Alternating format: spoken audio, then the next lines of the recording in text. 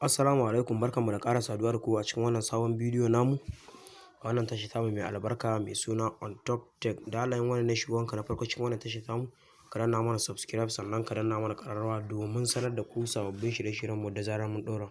A yau insha Allah za mu nuna muku wani application wanda za ka samu data kyauta. Kamar kana cikin yin browsing datan ka ya ƙare, gashi ba kusa da inda za ka siya ta har ka siya data ko kuma dare ta yi ba da za ka samu data. To wannan application ɗin insha Allah zai taimaka kai tsaye. Bari mu tafi cikin bidiyon namu. Ka shiga cikin Play Store ka.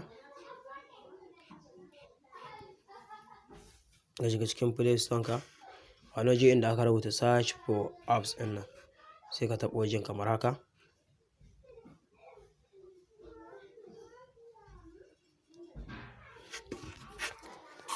Sai ka rubuta VPN.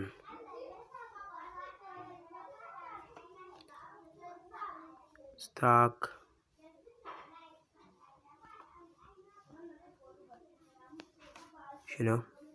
Stack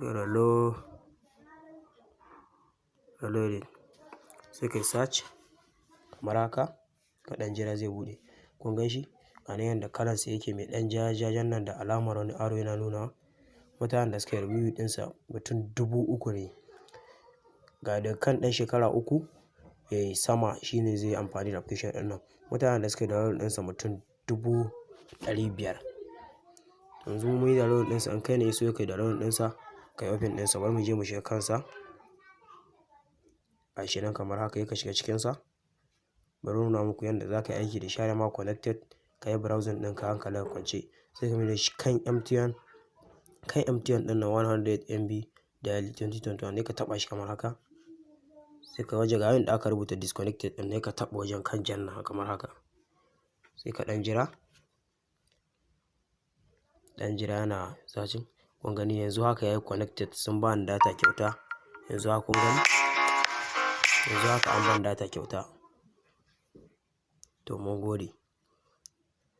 Yanzu haka an ban data kyauta. Yanzu haka ina amfani da datar kyauta ne. Da Allah wannan ne shigowanka cikin wannan tashi tamu ta farko mai albarka, ka danna mana subscribe sannan ka danna mana ƙararrawa domin sanar da ku sababbin shirye-shiryenmu da zarar mun ɗora. Mun gode.